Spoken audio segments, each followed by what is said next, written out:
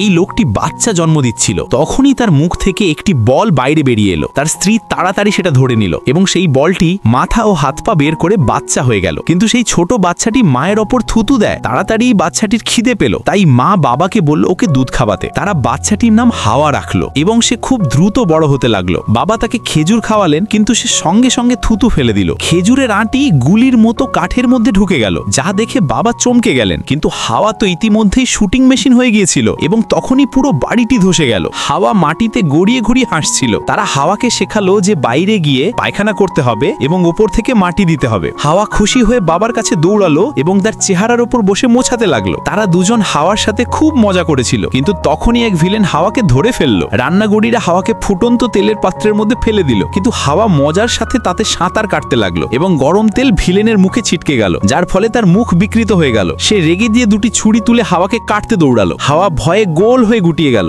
যেমন যেমন ছুরি দ্রুত চলতে লাগলো, হাওয়া প্যানকেক হয়ে গেল। সে তাকে স্টিমারে ভরে দিল এবং 10 ঘন্টা অপেক্ষা করলো। ঢাকলা খোলা মাত্রই হাওয়া উঠে খেলা করতে করতে নাচতে লাগলো। হঠাৎ সে ঢেকুর তুলল। তারা শেষ চাল চলল এবং হাওয়াকে একটি মাটির হাঁড়িতে বন্ধ করে দিল। হাঁড়িটি হঠাৎ ফেটে গেল।